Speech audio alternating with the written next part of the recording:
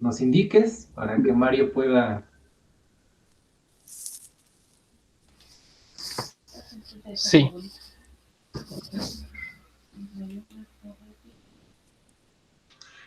Tú inicias, ¿no, Wilson?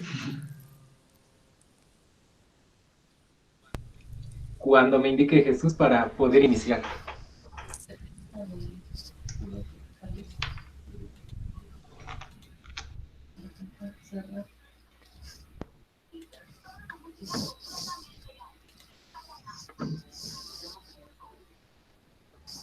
Ok, ya iniciamos. Ya iniciamos. Perfecto. Bueno, la Universidad de La Salle Bajío, la Universidad Autónoma Metropolitana de México, la Universidad de Cádiz, la Universidad Politécnica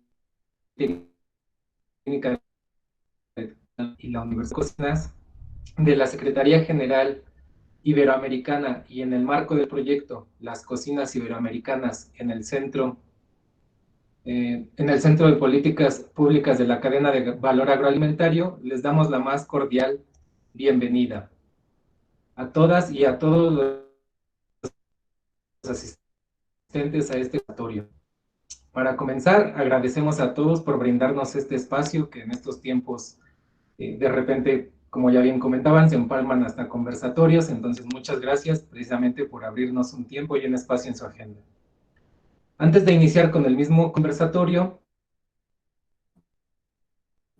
y para actualizar voy a hacer la palabra al encargado de la unidad técnica de Ibercocinas en Perú, que es Miguel Ángel Hernández Macedo, especialista de la Dirección de Patrimonio Inmaterial del Ministerio de Cultura de Perú.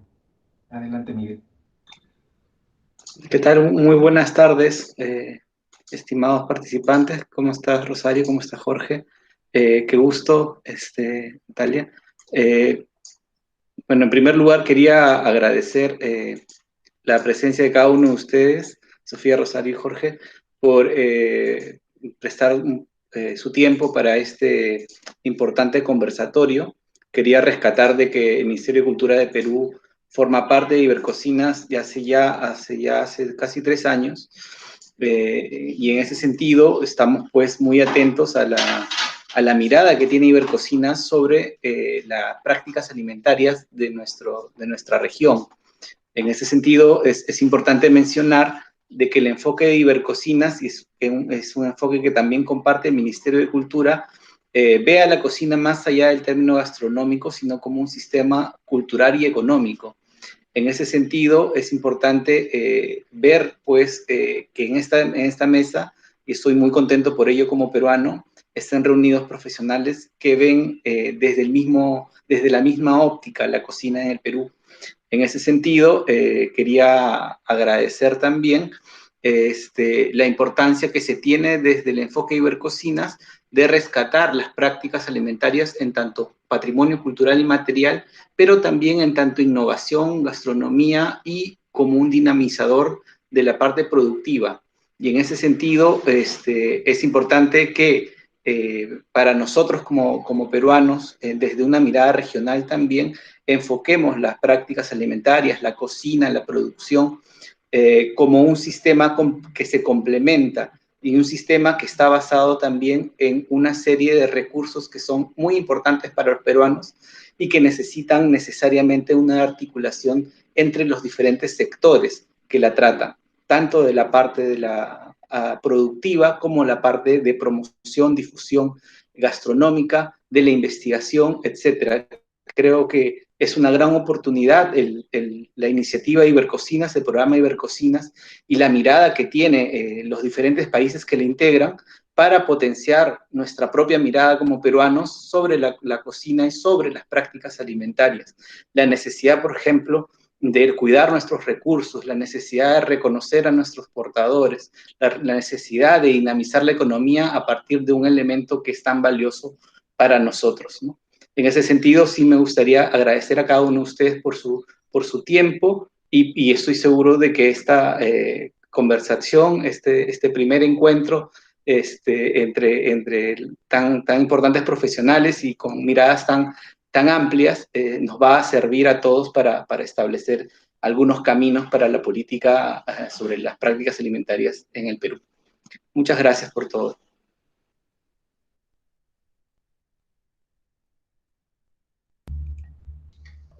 Agradecemos las palabras de Miguel y ahora le cedo la palabra a Mario Fernández, integrante y coordinador del equipo de trabajo de este proyecto, para que nos dé algunas indicaciones con relación al conversatorio que tendremos. Hola, buenas tardes a todas y todos. Se me escucha, ¿verdad? Muy bien. Pues yo también me sumo a los agradecimientos que tiene Miguel. Les agradecemos por atender a este llamado. Bien lo comentaba al inicio Witsi. Creo que en estos tiempos es complicado a veces ya de tanta saturación o actividades laborales, ¿no? Laborales y no laborales. Entonces, agradecemos mucho ese espacio que nos están dando. De verdad, creo que es muy importante que personas con su experiencia puedan compartirnos un poco, ¿no? De su trayectoria o de su visión, etcétera. Todo en relación con esta temática. Y pues bien, como bien lo comentaban un poco los ejes que tenía el proyecto de Ibercocinas, donde Perú forma parte, pues también me gustaría compartir el objetivo de este mapeo, ¿no? De este proyecto que se está elaborando. Entonces, el objetivo general que tiene es elaborar un documento compilatorio de las políticas públicas de la cadena de valor agroalimentario con enfoque de desarrollo sostenible, teniendo en cuenta la finalidad de la iniciativa de Ibercocinas y las políticas de los países miembros como Perú, todo ello con relación al patrimonio culinario y alimentario. Es uno de los objetivos que se plantea Ibercocinas con la convocatoria, y el objetivo particular de este conversatorio es realizar una serie de diálogos virtuales. Nos gustaría hacerlo más en físico, pero ahora no, ya ven que no se puede, con distintos actores de los países miembros de Ibercocinas, con la finalidad de escuchar las diferentes voces relacionadas con esta cadena de valor y que tengan una estrecha relación con el trabajo desde las cocinas iberoamericanas. Eso es algo fundamental para nosotros. Por eso es que hemos tenido distintos conversatorios con distintos perfiles de las personas, y en este sentido, con el caso de Perú, agradecemos mucho la participación de las personas que hoy nos acompañan. Agradecemos a Jorge Cereda, coordinador de comunidades Slow Food. No sé si lo voy a pronunciar bien. Sumac Causay Cusco. No sé si cometí por ahí un error. Rosario Olivas Weston, de Slow Food Perú. Sí, está bastante bien. Ok, Jorge, gracias. A Sofía Rubio, perdón, de Chiwi. ¿Así? ¿Estoy bien? Ok. Y esperemos que más adelante se pudiera integrar Fernando Valencia Ereña, de la Asociación de Guías Oficiales de Turismo. Antes de dar inicio con este conversatorio, me permito leer para las personas que nos acompañan las preguntas que darán pie al diálogo, recordarlas un poco. Entonces, son 7 preguntas que se enviaron previamente. La primera es: en las políticas públicas existentes en su país o en su contexto, ¿qué importancia le dan a la sostenibilidad en general y a lo agroalimentario en particular? ¿Cuál es el papel de la gastronomía, las cocinas o el patrimonio culinario en las políticas públicas de cadenas de valor agroalimentario en su país? ¿Cómo responden las políticas públicas al papel de los colectivos para la construcción política de las cocinas, la salvaguarda de su patrimonio, la innovación en los circuitos alimentarios y la soberanía alimentaria? ¿Qué acciones cree que se requieren en las políticas públicas para facilitar la inclusión de todos los eslabones de la cadena agroalimentaria, la equidad de género, la sostenibilidad y la soberanía alimentaria? Desde su experiencia como asociaciones, instituciones, ONGs, colectivos, chefs, cocineras y cocineros, ¿qué tipo de políticas públicas son demandadas en relación con la soberanía alimentaria y en relación con las cocinas iberoamericanas? Si usted tuviera la oportunidad de implementar una política pública de cadena de valor con relación a las cocinas y el desarrollo sostenible, ¿qué elementos incluiría?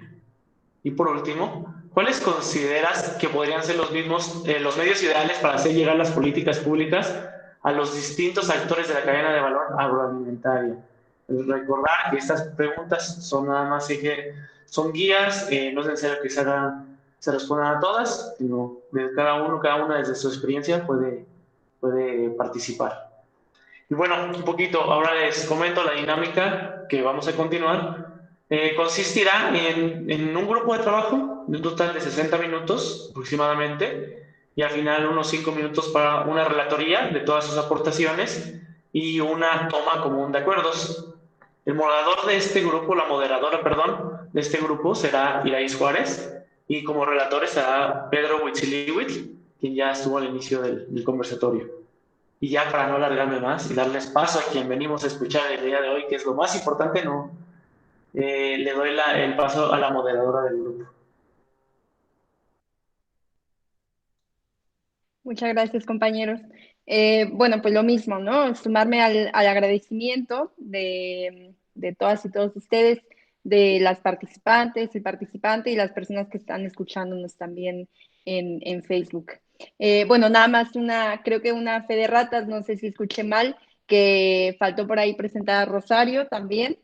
Ahora ya le daré el espacio para que se presente, pero bueno.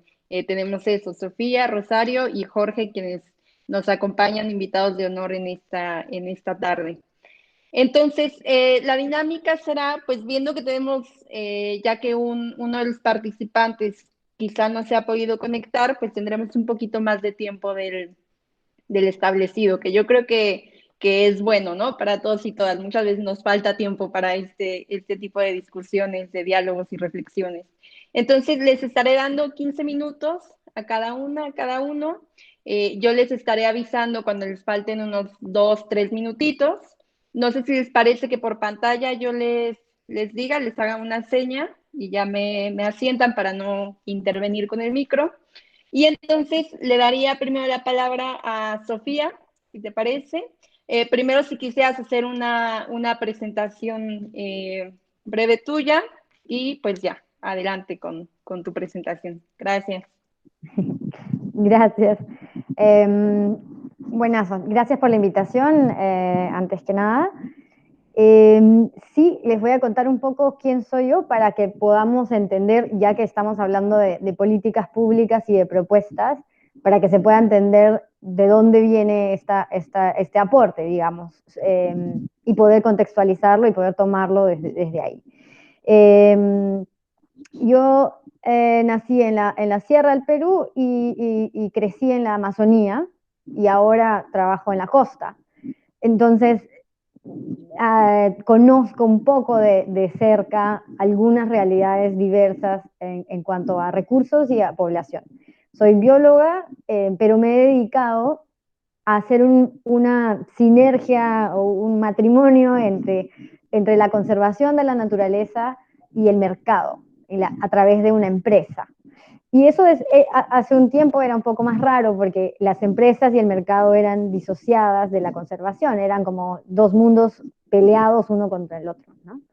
Entonces, la propuesta, en este caso Shiwi, por que estoy invitada aquí, es una suerte de una forma distinta de ver la economía, de ver el mercado y de ver la conservación articulada y de manera respetuosa, con la finalidad de hacerla sostenible y de hacer armónica la vivencia entre la naturaleza y los seres humanos, ubicándonos a nosotros en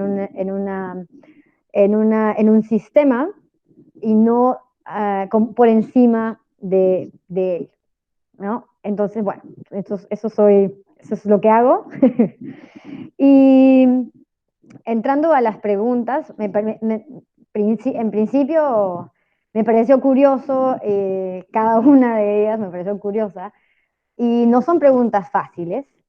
Hay que tener mucho contexto y mucho conocimiento de las herramientas políticas y de toma de decisiones en diferentes niveles de toma de decisiones también. Sin embargo, estoy explorando y de hecho a la hora de generar una empresa un poco contestatariamente ante el as usual, ¿no? Ya estamos haciendo política desde donde estamos. Entonces, a ver, entrando a las preguntas, en general en el Perú, desde mi punto de vista, y con estos años que vengo trabajando, las políticas sobre sostenibilidad me parece que están abordadas. Se creó hace unos años el Ministerio de Ambiente como tal y vino con mucha fuerza y con mucho enfoque y con mucho liderazgo en la región. Y me parece que sí, en el sector público y en el sector privado se habla mucho de sostenibilidad, de protección de biodiversidad, de cambio climático. Sin embargo, el aterrizaje en los alimentos o en la producción de alimentos, en las diferentes formas de hacerlo, no es tan común.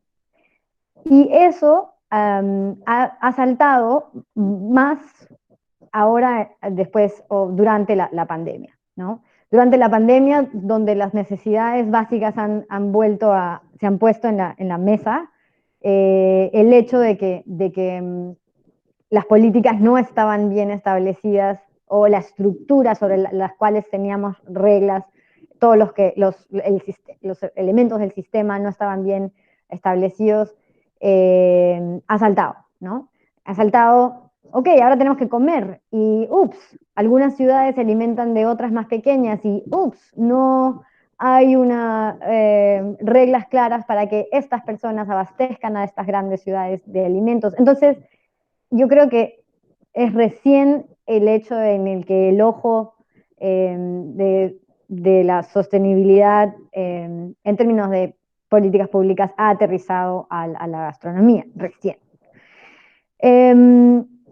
Sin embargo, me parece súper interesante que haya pasado, porque la gastronomía para mí es una de las herramientas más interesantes que tenemos como latinoamericanos y en específico como peruanos para empezar a liderar cosas que están detrás, ¿no? La gastronomía tira del estómago, si queremos decirlo así, eh, desarrollo económico, autoestima en las personas, entendimiento entre las culturas, valoración del conocimiento y de la diversidad natural también.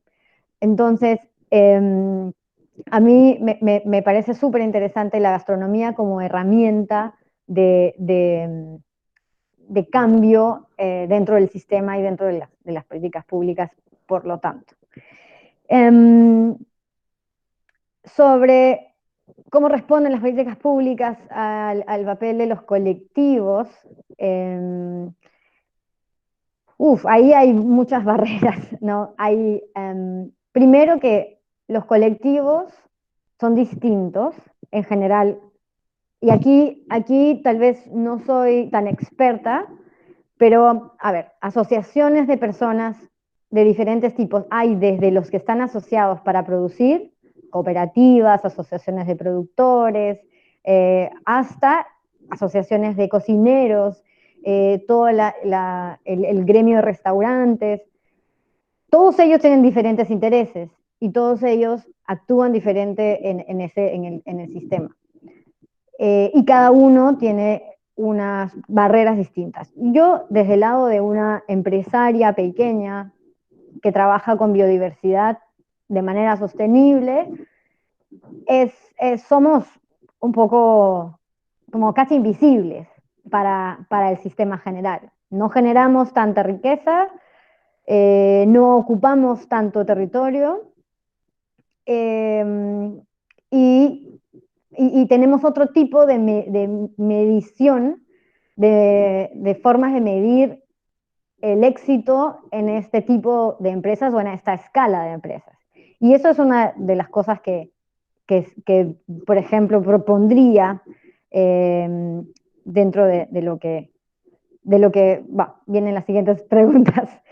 Entonces, ¿cómo hace eco las políticas públicas a las empresas pequeñas? No están abiertas.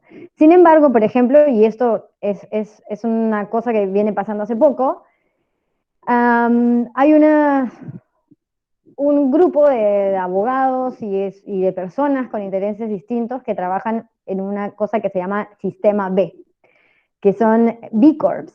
Y empezó como una certificación en Estados Unidos y ahora se ha convertido en un sistema entre academia, abogados, empresas que trabajan, que se llaman benefit corporations, que son empresas de beneficio. Y hace poco en el Perú han estado habiendo unas propuestas de ley para incluir esta figura de empresa que antes no existía en la parte, en la legalidad, digamos. Entonces, todavía no, creo que ya se aprobó la ley, pero hay que aprobar todavía las normas y lo que viene después. Pero, por ejemplo, esto, para mi empresa, para el tamaño de empresa, con el objetivo y con la particularidad que tiene de generar valor en la sociedad, usando recursos, etcétera, es positivo. Porque si eso se llega a mezclar con beneficios tributarios, por ejemplo, o con otro tipo de medición que no son solamente PBI, y etcétera, etcétera, entonces va a ser interesante, ¿no? Lo dejo como pongo esto de los sistemas, de las empresas con impacto para beneficio, para conversarlo de repente luego. Entonces, creo que eso es principalmente. Si yo tuviera que implementar políticas públicas a lo largo de la cadena de valor de los alimentos, iría enfocada en estas formas de medición y por lo tanto en mejorar costeos.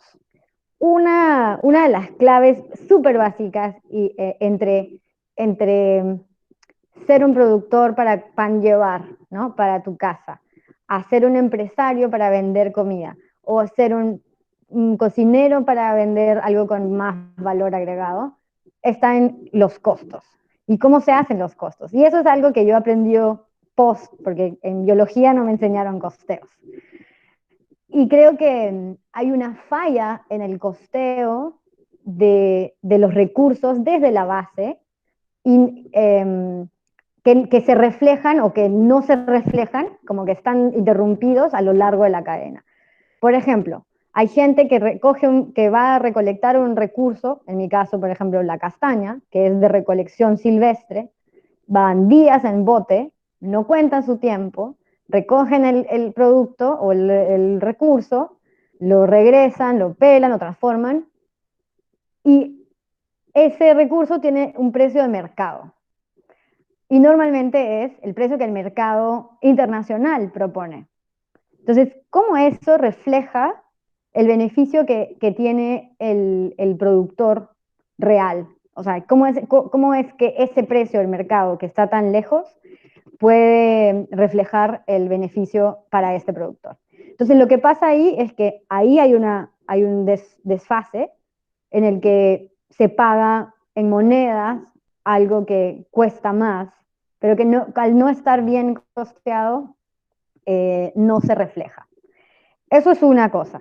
Y lo otro que seguramente Rosario sabe un poco más, y de hecho ustedes más, es el valor del conocimiento y el valor de la cultura per se, que le atañe a cada producto, a cada recurso, el valor de la técnica. Todo eso tampoco es tan claro el valor económico que tiene, y por lo tanto pelea en el mercado, a veces sin ese valor o tapando otros, ¿no? Y eso se refleja en que los productos más nutritivos y con mayor valor para conservación y biodiversidad no tengan un valor aparente en el mercado, y que más bien comamos arroz blanco, papas fritas precocidas y papa blanca de otro lado, y maíz transgénico XX o cacao híbrido, bla, y que sea más valioso que todo eso que como humanos hemos añadido a la biodiversidad, a la naturaleza. Bueno, me quedan 3 minutos y una última pregunta, pero creo que estamos bastante cumplidos. A ver. En general, ¿cuáles serían los medios ideales para llegar que las políticas públicas lleguen a las personas? este tipo de debates a diferentes niveles, y la tecnología están haciendo que más voces se escuchen en diferentes idiomas y a veces voces que no solemos escuchar.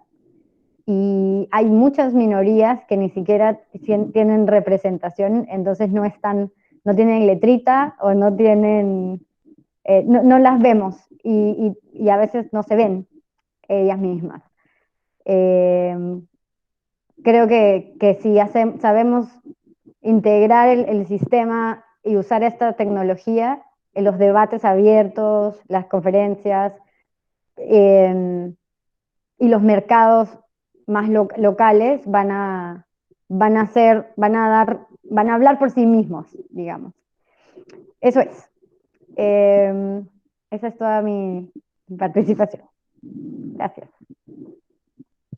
Ok, muchas gracias, Sofía. Muy, muy interesante lo que planteas justamente desde tu perspectiva, desde dónde estás situada, ¿no? Ya iremos al debate y a abonar a más reflexiones más adelante. Muchas gracias. Doy la palabra a Rosario ahora. Entonces, Rosario, te agradecería eso, si nos puedes hacer una breve presentación de ti, dónde trabajas, etcétera, y comenzar ya con tu intervención. Adelante. Creo que tienes el micro apagado, Rosario.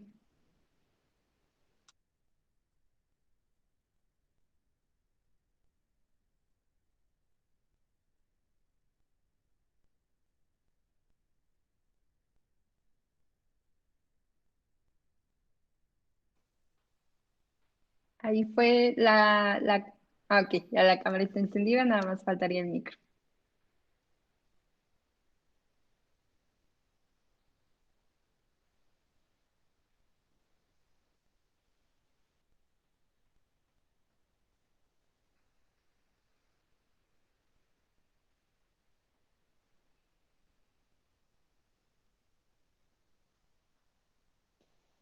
Todavía no, todavía no. Todavía no te escuchamos.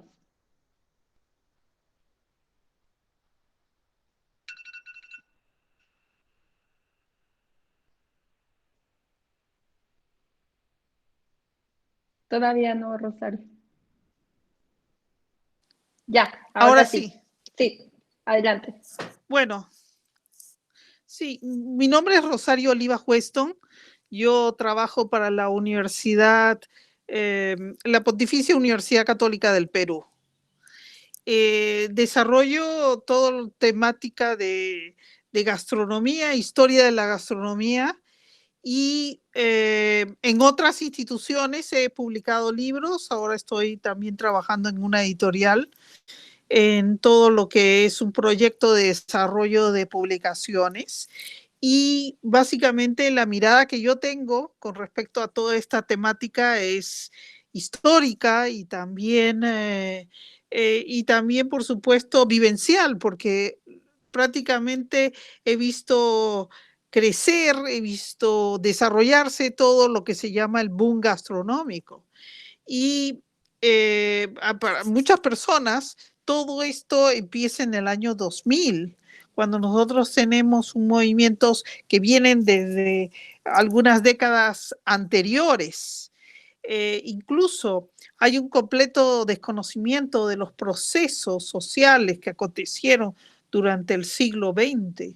Y quizás el más importante fue la reforma agraria, que se inició en el año 1969, y uno de los fenómenos particulares que cambió totalmente nuestra economía fue la reforma agraria, por el hecho que los dueños de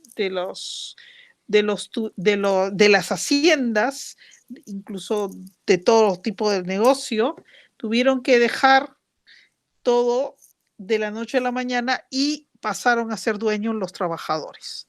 Entonces, lo que aconteció fue un problema estructural en el cual no estaba definido, se dejó trunco todas las negociaciones y todo el trabajo en sí de las empresas y también de las haciendas y se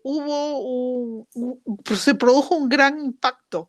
Algunas de las haciendas de agroindustria pudieron desarrollar, gracias a cursos de capacitación acerca de la agroindustria y el cooperativismo, pudieron desarrollarse y salir adelante, pero no fue el caso de todos, y lo que aconteció fue una escasez de alimentos, y para lo cual el gobierno se endeudó, y para poder pagar esa deuda habían devaluaciones. Entonces era un proceso de devaluaciones, pago de deudas, y así la economía fue explotando, ¿no? Y llegó el límite de escasez de alimentos, apareció a partir del año 1974, que aparece un libro. Ante esta necesidad había que recurrir a técnicas prehispánicas como una alternativa de desarrollo de todo el agro, de todo de proveer alimentos al país. Entonces existía en el imaginario esta concepción que había habido un imperio, el imperio de los incas, que había tenido igual o mayor número de habitantes y había podido dar alimentación a toda la población. Entonces, comienza a haber un enfoque de intereses a la tecnología agraria, tecnología en el campo, de conservación. Se comienza a hacer muchísimos estudios muy interesantes sobre todos los métodos que habían en épocas prehispánicas. Es el comienzo de una nueva era, y evidentemente sobre el valor nutricional de los alimentos, una difusión mayor de estos alimentos, sobre todo para llevarlos de una región a otra, porque nosotros vivíamos por una cuestión de falta de comunicación en islas. Nosotros consumíamos lo que teníamos en nuestro ecosistema, alrededor de donde nosotros vivíamos, no conocíamos más allá. Y hoy día se sabe que tenemos 8 pisos ecológicos y tenemos 27 de los 32 climas, y aparte de ello está confirmado que somos una de las 8 cunas de la alimentación y 6 cunas de la cultura, además de una serie de condiciones de haber desarrollado acá una serie de culturas importantes. Entonces, ante la escasez, comienza a desarrollarse el conocimiento de cuáles son los alimentos de valor nutricional. Y allí jugaron un papel muy importante 3 personas. Para empezar, todo empezó en el año 1900, en cuanto al conocimiento de alimentos, 1974, cuando el historiador Alberto Tauro del Pino publica un libro sobre alimentos en el antiguo Perú, tecnologías, elaborado por un arqueólogo llamado Hans Horkheimer. Había fallecido. Esa fue una traducción de un trabajo hecho en los años 50. Y 2 años después aparece un libro que se llama Alimentación en el Antiguo Perú, de el doctor Santiago Antúnez de Mayolo, hijo del sabio Santiago Antúnez de Mayolo, una persona sumamente importante en el Perú. Y él desarrolla muchísimo el tema de la nutrición y le da muchísimo valor, incluso hasta el día que se muere, o sea, hasta los meses que él fallece, hasta el último. Él trabaja muy fuerte desarrollando conferencias, grupos de trabajo con nutricionistas para que se conozca más sobre la alimentación.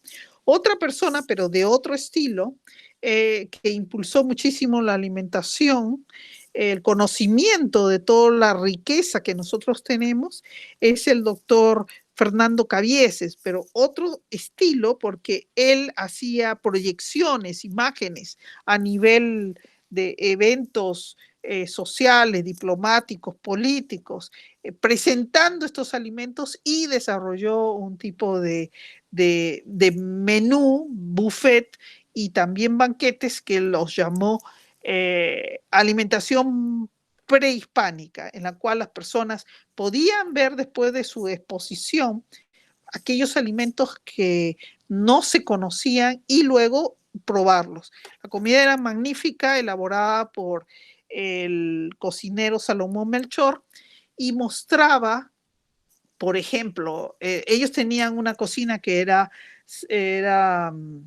cocina criolla con insumos peruanos. Entonces, por ejemplo, preparaban el ceviche de pescado con jugo de tumbo. Posteriormente, muchas personas han creído que eso era prehispánico, pero no, era el invento de este cocinero, Salomón Melchor. Y la cuarta persona o tercera persona más importante de los años 70, 80 y 90 ha sido el doctor Antonio Braque, que el modo como él tuvo de mayor difusión de toda la alimentación, de toda la riqueza que tenemos nosotros, fue mediante la reunión de información en varios volúmenes, gracias a Naciones Unidas, de todos los trabajos científicos que se habían realizado sobre alimentos. Un trabajo realmente titánico, muy importante, que es la base de todo lo que es la alimentación, ¿no? Y la base de todo lo que conocemos hoy. Ellos, durante 3 décadas, han sido los gestores, los impulsadores del conocimiento de todo lo que es la alimentación, ¿no? Y por otro lado, en este momento, en el mundo gastronómico, existen tendencias. Si bien las escuelas de cocina aparecen en el año 97, la más antigua, no existían. Existían sí cursos, capacitaciones, demostraciones de cocina, festivales de cocina, sí habían, pero como escuela profesional en la cual sale un egresado y que tiene todas las capacidades de ser,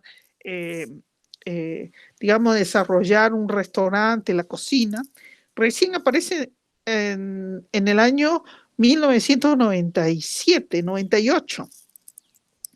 Entonces, es muy reciente la formación en la parte gastronómica en el Perú. Y las dos más importantes escuelas, que fueron el Cordon Bleu y el ISIL, son escuelas de formación que tienen la estructura, copian y tienen la estructura de Europa. Entonces tienen una visión de alimentación, de preparaciones tipo europea, tipo francesa, que tenían muy buena acogida, porque nosotros, por una cuestión económica, no hubo no hubo la posibilidad de importar alimentos. Y recién se abrió a partir del año 90 la importación. Entonces, en el imaginario de la población, la comida francesa durante todo el siglo XIX y siglo XX estuvo en primer lugar. Era la comida que se tenía que servir cuando había eventos sociales, mientras que la comida nacional quedaba para las reuniones sociales o también para los intelectuales. Cuando venía un intelectual no se le daba comida francesa, se le daba comida peruana para que conociera un poco, igual que a los gastrónomos. Se le daba la comida nacional. Los más importantes restaurantes todos eran de comida internacional, no había restaurantes de comida peruana de primer lugar, aunque en los años 50, con la aparición de Rosita Ríos, habían dos atractivos cuando comienza el turismo. Ir a visitar Rosita Ríos, un restaurante de comida nacional, limeña, comida criolla, le denominamos, y el otro atractivo era Machu Picchu, pero de alguna manera el turismo se corta y recién comienza a haber como una especie de apertura al mundo a partir de los años 90. Entonces, la apertura se da con la cocina francesa.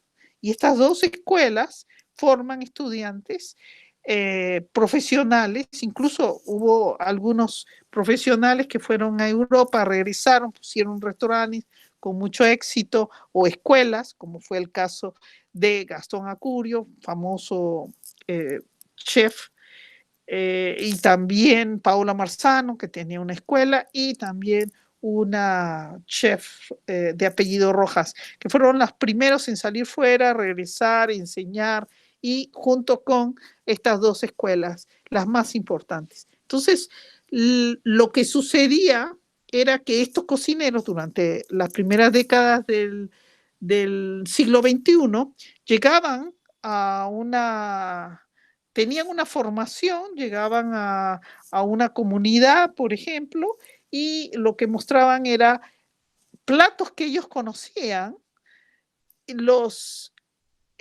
con los productos nativos. Había un desconocimiento total de lo que eran las tradiciones. El cordon bleu y la San Ignacio solamente tiene 64 horas de clase de cocina peruana, nada más. Entonces, y esto es un fenómeno que ha pasado también en toda Sudamérica, en todos los países. Es el chef formado en una escuela de formación internacional que va y aplica sus conocimientos para poder desarrollar, pero no necesariamente la gente sabe consumirlo o le gusta consumirlo o le parece una comida exquisita, pero no necesariamente de su vida cotidiana.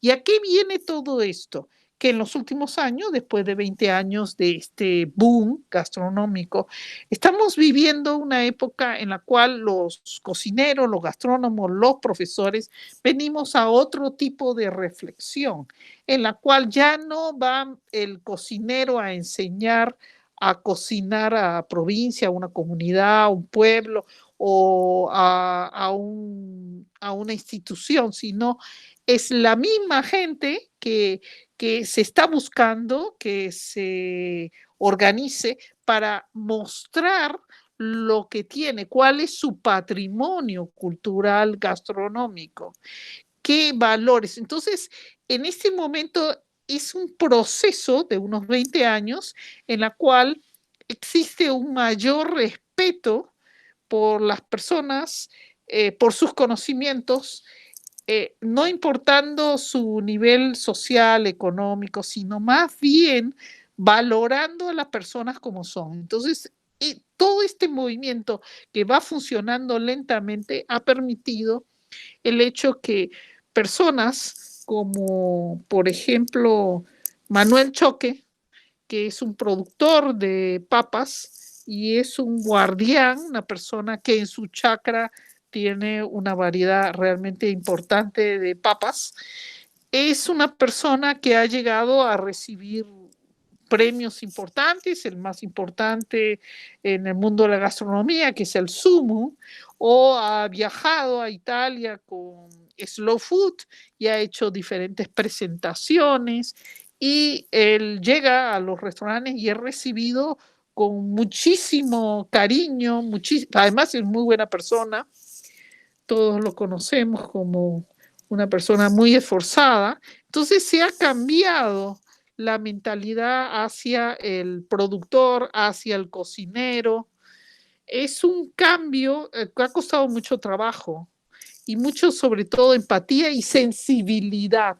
Ya ahí es el que vale no es por su condición económica, social, sino es por los conocimientos que tiene. Entonces es un cambio realmente importante que ha acontecido en los últimos tiempos, que va a marcar, digamos, una visión hacia el futuro.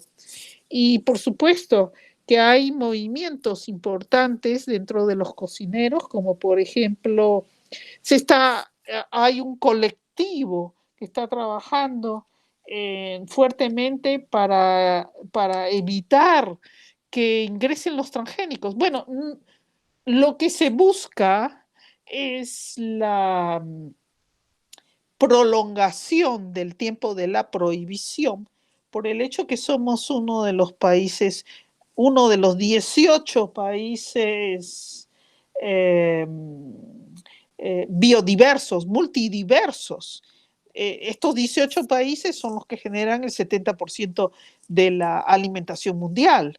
Y entonces nosotros tenemos que proteger, por lo menos, que se pase un tiempo para que nos dé el chance de poder nosotros inventariar todos los productos, inventariar todas las prácticas que tenemos, un poco más de estudio de lo que nosotros tenemos, porque si bien los estudios de los 70 era la agricultura, no había muchísimo conocimiento o no se reunió muchísima información acerca de las Perdón, Rosario, prácticas. te quedaría un minutito, Sí. 1 o 2 minutitos.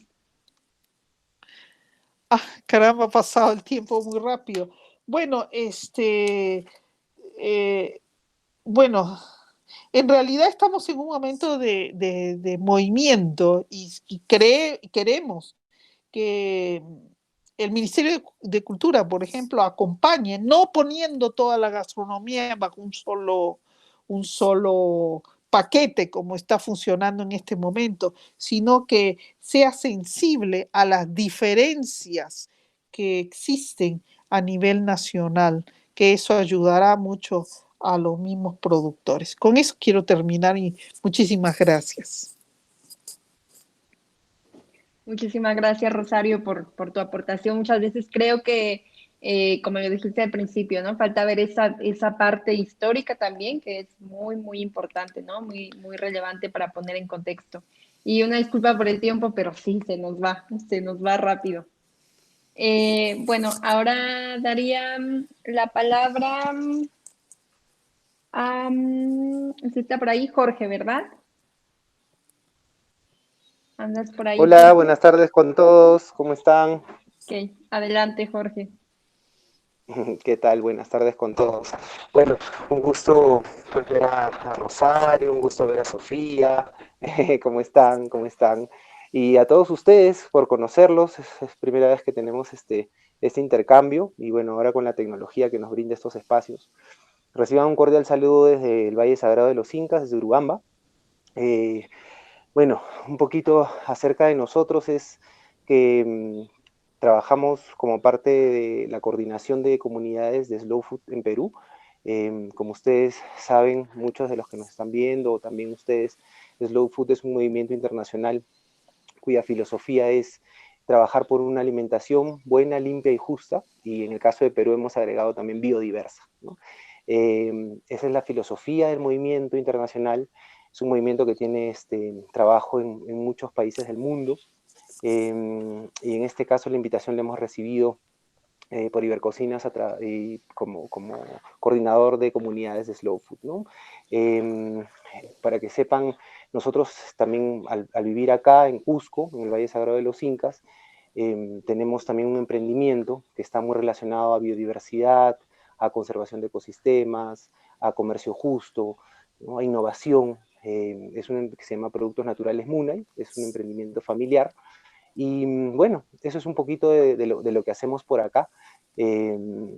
Estamos relacionados también a muchos grupos, instituciones, que, por ejemplo, el Centro de Educación de Ecosistemas Altoandinos, estamos relacionados también a todo lo que es el Comité de Gestión de Educación Medioambiental de la región del Cusco. Como saben, el Perú está dividido en distintas regiones, en este caso Cusco es una región altoandina, y así a través de Slow Food también estamos relacionados a productores, actividades, se hace mucho activismo también, que en este caso, en esta coyuntura, pues estamos cambiando las formas, ¿no? Las formas de hacer cosas. En este caso, como ya lo ha comentado Rosario, que lo voy a abordar también en un ratito, es el tema de, estamos ahorita con la campaña de la biodiversidad es nuestra identidad, por un Perú libre de transgénicos, ¿no? Que es importante resaltar ahora en el activismo que estamos en esta coyuntura importante. Bueno, yendo un poco al tema, estamos hablando de políticas públicas, ¿no? De hecho, en las políticas públicas, en el papel, ¿no? En las normas que existen publicadas por el Congreso, etc., y de cada institución, de los ministerios, ya sea de Agricultura, de Educación, hay muchas políticas públicas que están en el papel, como decimos, ¿no? Como les digo hace un momento. Hay muchas políticas públicas que están dictadas con respecto a biodiversidad, con respecto a todo lo que es sostenibilidad ambiental, también, por ejemplo, son componentes importantes transversales dentro del Ministerio de Educación, por ejemplo, ¿no? Pero justamente creo que falta hacer el puente, ¿no? Porque hay mucho en escrito, hay mucho, pero realmente si tú visitas un poco los colegios, haces un poco de activismo, yendo un poco al sector de educación, te das cuenta de que falta ahí muchísimo, que realmente las personas que son parte de esas instituciones, le den la importancia necesaria. Ojo, hablo a nivel de políticas públicas, ¿no? A nivel de un poco más macro, para englobar un poquito, porque sí hay gente muy valiosa en Perú haciendo muchas cosas positivas, ¿no? Haciendo el tema de los emprendimientos sociales relacionados a biodiversidad, a conservación de patrimonio inmaterial, de temas de alimentación. Hay mucha gente haciendo muchas cosas valiosas, pero a nivel de políticas públicas están dictados los marcos, están enmarcadas legalmente, sin embargo falta un tema de comunicación fuerte para que eso, y seguimiento en realidad, para que eso sea realmente adoptado por las instituciones, que son las que al final, pues, si queremos impactar a nivel un poco más grande, macro, es importante contar con estas instituciones y que estén de manera eficiente trabajando por promover esas políticas que ya las tienen, o sea, tienen sus planes, tienen sus hojas de ruta, tienen desarrolladas metodologías, pero realmente falta hacer esa conexión, ese puente entre el papel y la realidad, ¿no? Definitivamente, de algo que nos ha contado Sofía, que nos ha contado Rosario también, cómo nos han marcado, ¿no? Han marcado Sofía desde el lado de un proyecto sostenible, por ejemplo, como lo es Shiwi, una visión de integración de áreas de conservación al mercado, por ejemplo, o Rosario, que nos ha dado datos súper interesantes acerca de temas de, bueno, de historia, ¿no? De historia, que son muy valiosos para entender dónde estamos y cómo estamos, ¿no? Entonces, un poquito lo que es políticas públicas de sostenibilidad, están integradas, están dadas, pero justamente falta hacer ese puente, integrarlas aún más a todos los lugares donde llegue esa institución, llámense el Ministerio de Agricultura, el Ministerio de Cultura, por ejemplo, ¿no? Ahorita enfocando un poquito más, si te das cuenta, ¿qué políticas públicas hay? Por ejemplo, ahorita hay una campaña de incentivos, un programa de incentivos del Ministerio de Cultura para patrimonio inmaterial, ¿no? Y en esas campañas de incentivos, por ejemplo, también se está contemplando patrimonio inmaterial relacionado a prácticas de conservación, de alimentación, de agrobiodiversidad, ¿no? O sea, como te digo, existen los componentes, pero falta visibilizarlos, falta que lleguen a esas personas que realmente pues, son conservacionistas, que realmente necesitan hacer esa conexión, porque hay gente muy valiosa. Si tú haces un mapeo en Perú, hay gente muy valiosa en campo, en realidad, que está haciendo cosas muy interesantes, que está haciendo conservación, que está haciendo agrobiodiversidad, pero cuando llegamos para hacer ese puente institución pública y sector, digamos, independiente, privado, ahí todavía hay muchas cosas por mejorar, ¿no? Hay muchísimas cosas por mejorar. El papel de la gastronomía es, pues, fundamental, ¿no? Definitivamente el Perú es ahora lo que es a nivel gastronomía, gracias a los alimentos biodiversos que tenemos, las preparaciones, la creatividad, ¿no? Entonces, definitivamente hay un patrimonio muy interesante ahí, ¿no? Y que también esas políticas públicas dadas por el gobierno las están comenzando a visibilizar, ¿no? Pero no visibilizan de repente todo su potencial a nivel de conservación. Por ejemplo, si entramos un poco más en el tema de patrimonio inmaterial, los certificados de origen, todas esas cosas de temas de biodiversidad, ya estamos yendo un poquito más ahí. Por ejemplo, ahí las políticas públicas son un poco flacas, ¿no? No hay una agilidad dentro de las instituciones para poder conservar, cuidar todos esos germoplasmas de distintas variedades que tenemos, ¿no? Ahí, por ejemplo, habría un tema de políticas públicas bien interesante por mejorar y por revisar, ¿no? Y volvemos nuevamente ahora al tema, pues, de Perú tiene un paso muy bien dado hace unos años, hace 9 años, y se realizó la moratoria que es para un territorio libre de transgénicos, de la producción de alimentos transgénicos, ¿no? Entonces, por ejemplo, esa es una política pública interesante, buena, bien dada, que se abrió, como decía Rosario, con el tema de dar un tiempo de investigación para estos productos, y estamos visibilizando, y nosotros estamos dentro de la campaña en protección de la biodiversidad, porque sí consideramos de que definitivamente sería un error poder levantar esta moratoria que se acaba el próximo año. Esta moratoria que les comento se acaba el próximo año. Es una política pública que está dada antes de esa como precedente a esa moratoria a nivel nacional que se dio acerca de los cultivos transgénicos. Tenemos el precedente que 17 regiones del Perú hicieron sus ordenanzas regionales para declararse territorios libres de transgénicos, por ejemplo.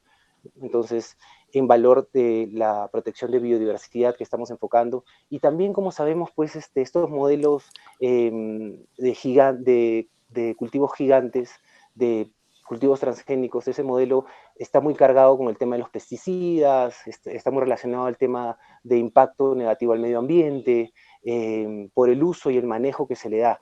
Y también hay todo un tema detrás, pues, de las corporaciones y el manejo económico que en realidad no está pensado desde el campo, ¿no? No está pensado desde la gente que lo trabaja, sino desde corporaciones gigantes que tienen fines económicos trazados, ¿no? Entonces, esa es una política pública, por ejemplo, que ahorita a nivel sociedad estamos haciendo incidencia, ¿no? El próximo mes va a ser el pleno agrario, donde se va, acá en Perú, ¿no? Se van a reunir las instituciones para poder debatir acerca de estas políticas, ¿no? Nosotros estamos haciendo incidencia como sociedad civil junto a un grupo de muchas organizaciones, el Consorcio Agroecológico Peruano, hay empresas privadas, está Nutrieducate también. Justo ahorita en paralelo estamos con un conversatorio como parte de la campaña, ¿no? Entonces, yo creo que ahí hay una política pública bien dada por el gobierno. Sin embargo, hay que hacer un seguimiento desde la población y hacer incidencia también, ¿no? Incidencia desde donde estamos. Los invitamos a seguir a las redes del Consorcio Agroecológico Peruano para que también nos apoyen en la campaña. Ustedes saben, ahora el activismo pues es virtual, hay mucha gente en el campo haciendo lo que se tiene que hacer también, ¿no? Y, por ejemplo, esta es una gente que no está visibilizada por ciertas políticas públicas o desconoce las políticas públicas, ¿no? Entonces, ahí yo considero que hay una oportunidad interesante de realizar ese puente, ¿no? Esas acciones a mí me parece que se deberían de tomar como políticas públicas, ¿no? Hacer esos puentes de comunicación y que todo eso que está en los papeles, que está dado en normativas, que está dado en protocolos, etc., se implementen correctamente, lleguen a la población que realmente puede acceder a la información de manera correcta, a poblaciones rurales, donde realmente puedan conocer toda esta política que existe y que la puedan interiorizar también, ¿no? Porque ya de por sí se interiorizan las políticas públicas, pero no se desconocen, ¿no? O sea, de por sí, perdón, no se interiorizan las políticas públicas, sino de por sí el habitante rural que practica agroecología, que practica sostenibilidad hace cientos de años, desconoce estas políticas o estos mecanismos que pueden ayudar a complementar su trabajo, ¿no? Entonces, ahí falta, me parece que hay una gran oportunidad, volviendo a las acciones que se requieren, ¿no? En las políticas públicas es hacer ese puente real en el campo, hacer ese puente real en las instituciones, para que puedan comunicar oportunamente y de manera correcta todas esas políticas para que la gente que ya las hace, que ya protege la biodiversidad, que ya trabaja sostenibilidad, pueda aprovecharlas y pueda alinearse con ellas también, ¿no? Me parece importantísimo ese punto. Ese punto me parece muy importante. Acá estoy leyendo un poquito más de las preguntas. ¿Qué tipo de políticas públicas son demandadas en relación con la soberanía alimentaria y cocinas iberoamericanas, ¿no? Me parece que por lo general se demanda también un tema de ver, no asistencialismo, pero sí ver, porque una de las debilidades de todos estos emprendedores que están haciendo conservación, que están haciendo sostenibilidad, agroforestería, etc., distintos modelos que son digamos, de emprendimientos sostenibles, ¿no? O emprendimientos sociales, que ahora en Perú hay un ecosistema muy fuerte que se está fortaleciendo cada vez de emprendimientos sociales, economía circular. Hay redes muy interesantes, ¿no? Hay redes como CUNAN, también está Perú 2021, hay redes que están congregando a muchos emprendedores sostenibles y promoviendo también, ¿no? Definitivamente me estoy olvidando de mencionar a muchas, ¿no? Pero hay un ecosistema bien interesante ahí para que ese ecosistema justamente demanda, es como una radiografía de qué demandan estas asociaciones, ¿no? Que están haciendo emprendimientos sociales, algunos relacionados a sostenibilidad, agrobiodiversidad, otros relacionados a otras ODS, pero sí demandan un tema de financiamiento, sí demandan un tema de medición de impacto, que es muy importante, sí demandan un tema de asesoría legal, ¿no? Porque acá en nuestro país, en ese caso, si bien están dadas las políticas públicas, hay muchos vacíos legales, por ejemplo, para constitución de empresas sociales, por ejemplo, ¿no? Ahí también hay un detalle que hay que atender, ¿no?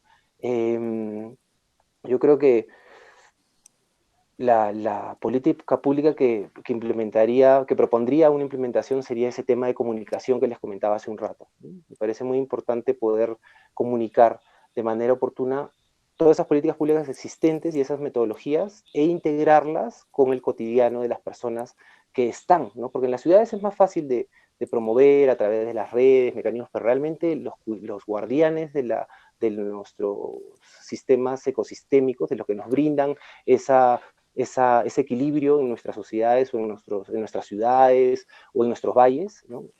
Ahí hay un trabajo bastante fuerte, ¿no? Por ejemplo, ahora tenemos acá en Cusco, haciendo ya un paso más micro, el tema de las quemas, ¿no? Esta época del año hay muchas quemas, lo cual genera quemas de pastizales para sembrar, lo cual genera muchos incendios forestales, por ejemplo, ¿no? Hay dictadas leyes, hay dictadas normas acerca del no la quema de pastizales, incluso con sanciones fuertes, hasta incluso de cárcel, ¿no? Pero falta hacer ese puente, esa conexión, ¿no? Justamente ahora estábamos en una campaña trabajando todo el tema de spots radiales, ¿no? Para sociedades rurales, donde realmente, porque si publicas en el Facebook, no a la quema de pastizales, decreto de ley, número tal, pues el poblador rural que no tiene acceso a esta información, que no tiene acceso a estos mecanismos de tecnología, no llegas, no hay que ver. Justamente a eso me refiero con identificar herramientas de comunicación para hacer ese nexo entre estas políticas públicas que existen y las personas que son parte de estas políticas, que están involucradas en sostenibilidad y agrobiodiversidad.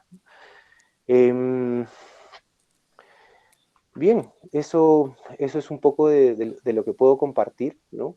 Y definitivamente los medios ideales para hacer llegar las políticas públicas, pues es eso, es comunicación. Yo, bueno, en mi presentación me olvidé de decirles que soy comunicador de profesión, entonces siempre veo las necesidades que existen en toda organización y en todos los sistemas, ¿no? Ya sea de agroecología, también sistemas públicos, sistemas privados, sociales, ¿no? Y pues eso es el kit, mejorar nuestra comunicación para identificar las herramientas que funcionan, ¿no? Eso le pondría un énfasis extra. Y bueno, recalcar también, antes de cerrar un poco lo que les quería compartir, que nos vamos a quedar conversando, me imagino también, es recalcar el tema de la campaña, ¿no? En este caso ahora estamos en una campaña, como les comentaba hace unos minutos, en protección de la biodiversidad, ¿no? En protección de la biodiversidad, pidiendo la moratoria, la extensión de la moratoria de los transgénicos en Perú, de los cultivos transgénicos en Perú. Creemos que definitivamente se puede evaluar y se puede tomar un norte en protección de la biodiversidad de manera correcta, ya que, como sabemos, definitivamente para Perú y para el mundo, creo, los transgénicos no es el camino, sino es una agrobiodiversidad, son ecosistemas de territorios sostenibles. Creo que ese es el camino, ¿no? Ese es el camino real y sostenible para un planeta, un mejor Perú en este caso, una mejor Latinoamérica. Eso. Muchísimas gracias, Jorge, por tu intervención. Pues eso, ¿no? Coincido contigo en esa cuestión de que pues políticas a lo mejor hay o están ahí, pero no hay ese nexo, ¿no? Justamente con las personas o con las experiencias que están haciendo todo este tipo, ¿no? De agroecología, cocina, etcétera. Bueno, le preguntaría a mi compañero Witsi si, si le damos unos minutitos más con la relatoría. Tú nos avisas, Witsi.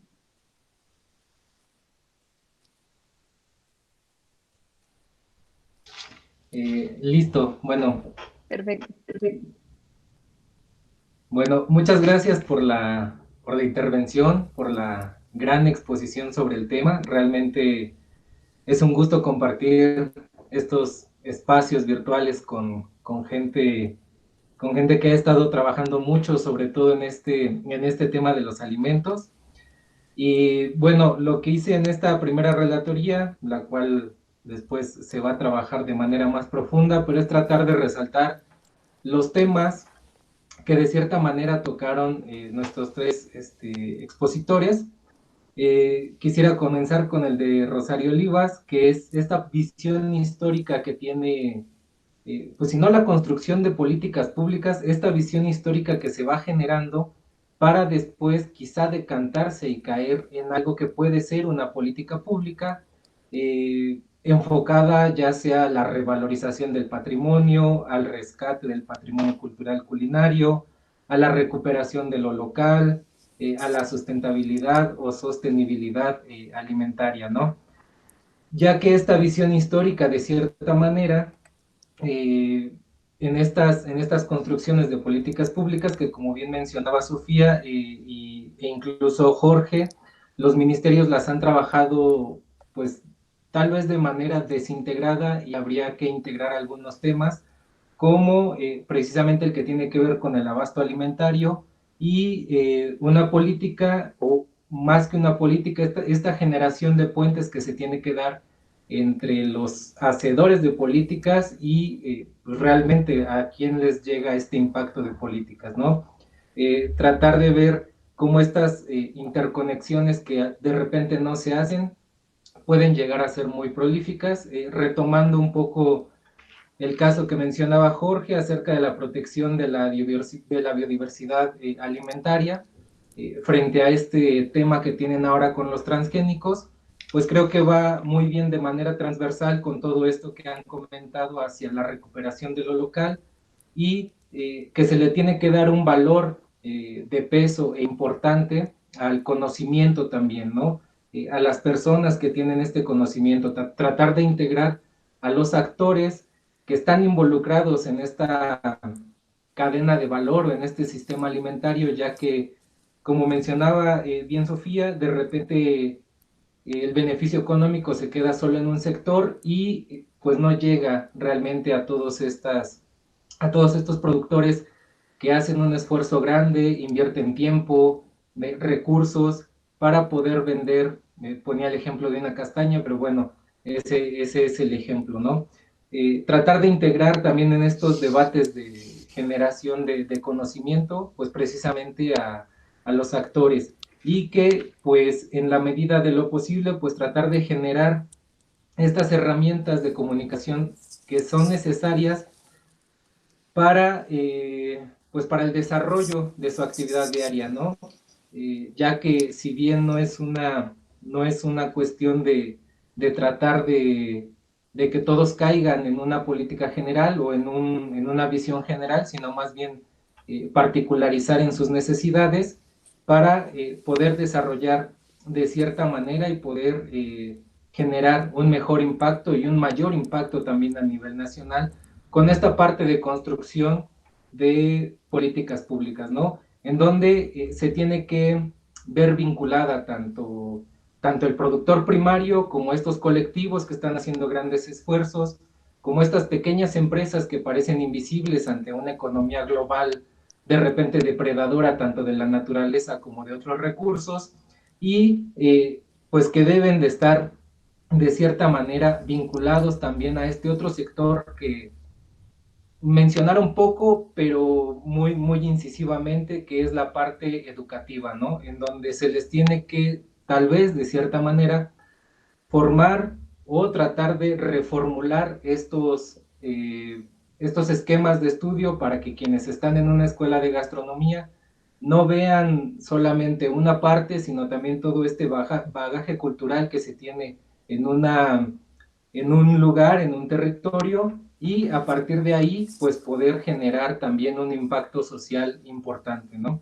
De manera general, o ya como una parte de cierre, creo que los temas más importantes y a considerar son estos, precisamente la comunicación que tiene que haber entre los ministerios que son los encargados de las políticas y los actores, la parte de la sustentabilidad o sostenibilidad, esto que también se vincula mucho con la parte de recuperar lo local, como ya bien nos hacía un ejemplo grande y muy puntual la maestra Rosario Olivas, o doctora, perdón, Rosario Olivas, y cómo esto se vincula con un abasto alimentario que va a generar mejores formas de alimentación que ahorita se ven un poco diezmadas y minimizadas también por efectos de la pandemia.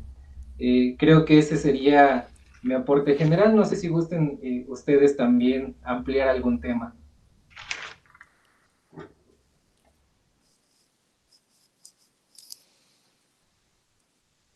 Si alguna de ustedes quisiera agregar algo, ya sea que crea importante que pueda sumar nuestro compañero a la relatoría o algo que les haya surgido para sumar ahora, adelante. Sofía. Hola, Ay, perdón, Sofía, dale, dale. No, dale. Solo lo que dijiste, Witsi, al principio, esta integración, esta forma de ver a todo como un sistema y no como lo hemos solido ver en pequeños paquetes y temas grandes, como por ejemplo funcionan los ministerios. Nuestros ministerios funcionan tan independiente uno del otro que a la hora de integrar los conceptos como sostenibilidad o biodiversidad o bien común, no hay, o sea, las paredes están muy duras entre uno y otro. Y es muy difícil que un tema corra entre ellos por el tema de la estructura, por los lenguajes políticos, etcétera, etcétera. Entonces, ver a todo más como un sistema e integralmente creo que puede ser bien importante para lograr cualquiera de los objetivos dentro de este marco. Eso. Gracias. Muchas gracias, Sofía. Jorge, adelante. Sí, algo que estoy observando mientras que Witsi comentó también es que el tema de las políticas públicas están dadas de arriba para abajo, ¿no? O sea, muy pocas veces se hace consulta pública. Ahora está dentro del mecanismo hacer consultas públicas, etc. Pero ese tema de comunicación, yo creo que la gente tampoco no lo interioriza o esos, porque no es que se hagan, ojo, que no se hagan capacitaciones a nivel de municipios, etc., pero se hacen como muy vertical, de arriba para abajo, ¿no? Entonces, creo que esas personas, al no verse vinculadas desde la creación de estas políticas públicas, sino más para la difusión de políticas públicas dictadas por cierto sector del gobierno, es muy importante que se considere también esa comunicación y esa vinculación y ejecución, y no solo ejecución, sino creación de esas políticas desde las poblaciones rurales, a las cuales van a ir implementadas, ¿no? Entonces, ese tema de escuchar a los actores es muy importante, sí. Sí, es verdad, y incluso retomando un poco las ideas de Jorge y también las de Sofía, considero que es el papel del Ministerio de Educación, el Ministerio de Cultura es fundamental para una formación de las nuevas generaciones en cuanto a una mayor difusión de los patrimonios. Asimismo, dejar que en las zonas rurales y en las municipalidades y los gobiernos regionales se involucren en el apoyo de los patrimonios y también que puedan tener una cierta flexibilidad en cuanto a los permisos que otorgan en el sentido de apoyo a lo que es el patrimonio, ¿no? El patrimonio cultural, oral de las pequeñas poblaciones. Ese es mi aporte. Muchísimas gracias, Rosario. Pues nada, ¿no? Creo que ya con esta serie de conversatorios que llevamos y ahora con Perú, ¿no? Hemos pasado ya por Ecuador, por Chile, por Colombia, por México, y escuchando yo esta situación del Perú, pues creo que nos hermanamos también en esta situación, ¿no? Del contexto que vivimos los países latinoamericanos, ¿no? O iberoamericanos en este sentido. Y coincido mucho en esa cuestión que los tres plantean, ¿no? Esa cuestión de, pues yo le plantearía como ese reduccionismo que vivimos, ¿no? Reduccionismo alimentario, reduccionismo en la ciencia, en todos los aspectos de la vida, que pues se ven reflejados justamente en ese cómo se implementan las políticas, en esa separación que hay de actores, ¿no? En que cada quien haciendo sus esfuerzos por su parte, pero bueno, justamente ese esfuerzo que estamos haciendo, que esperemos no sea un esfuerzo aislado como tantos, pues que pueda sumar a esa construcción, ¿no? Entonces, pues yo les agradezco mucho, ha sido un placer escucharte, Jorge, y pues nada, seguimos sumando, y le cedo la palabra al coordinador del proyecto, a Mario Fernández, y más adelante a Miguel Ángel como encargado de Ibercocina. Muchas gracias. Sí, yo coincido en muchas de las cuestiones que estuvieron comentando ahora mis compañeros y demás. Creo que puntualizaron en ciertos ejes, ¿no? De coincidencia con los otros conversatorios, como bien lo menciona Iraíz. Por ejemplo, yo resalto esta parte que comenta Sofía, ¿no? En el sentido de la importancia que nos vemos a veces de los costos, y ya no se fue tan solo a lo económico, a monetario, sino los costos que implican todo este viaje que donde inicia un alimento hasta la mesa de las personas, ¿no? Eso es fundamental, y creo que eso nos lleva a precisamente lo que planteaba Rosario en su momento, y que también lo mencionó Sofía, que este es un momento en donde nos está dando pie, si no estaríamos hablando de esto, ¿no? Nos está dando pie a raíz de toda esa historia que traemos detrás. Y también coincido mucho con Rosario, incluso lo digo mucho en mis clases, ¿no? México sufrió un segundo afrancesamiento en la cocina mexicana, no nada más fue en principios del siglo, sino en estos años 80, con los chefs clásicos que llegaron desde Europa, etcétera, esas formaciones, y que es importante darnos cuenta, ¿no? De colonizar nuestro pensamiento, como dicen por ahí. Es importante ver desde dónde vienen nuestros discursos, etcétera, etcétera, para, como bien intentamos en estos conversatorios, también escuchar nuestra propia gente desde su pensamiento, etcétera, etcétera, ¿no? Y creo que sí es importante también lo que mencionaba Jorge, es una mirada más desde múltiples sectores, no más desde arriba, viendo puntuales incluso al final.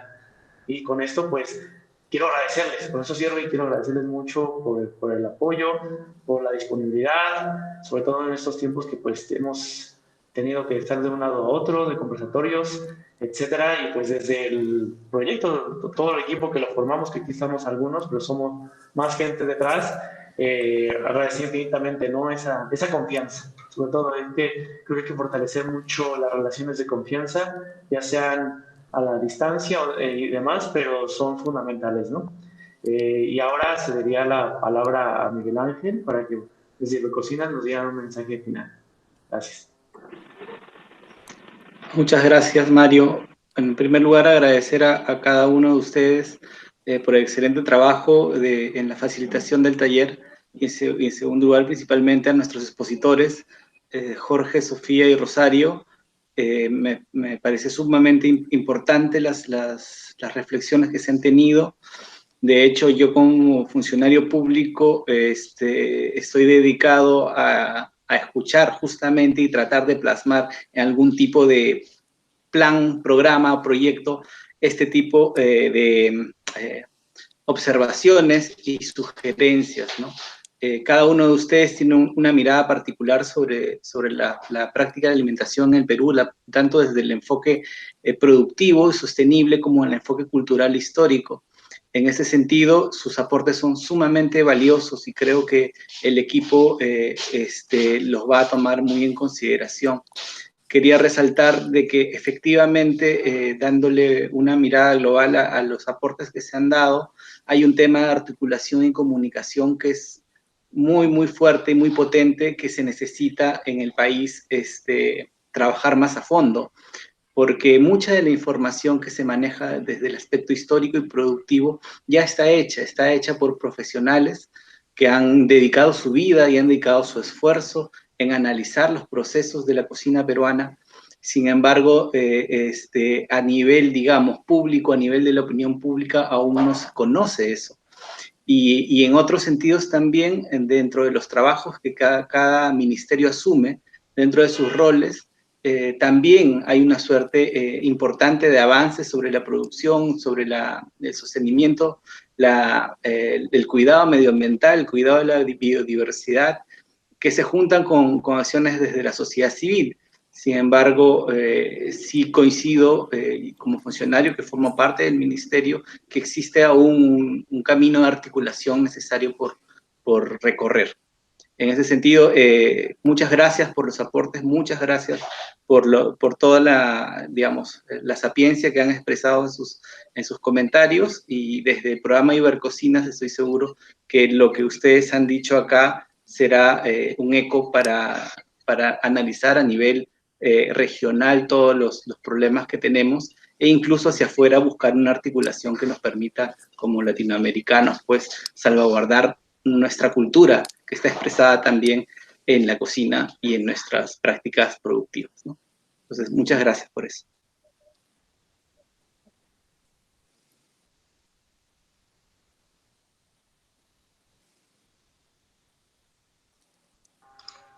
Bueno, creo que con esto agradecemos mucho nuevamente por la exposición del conversatorio.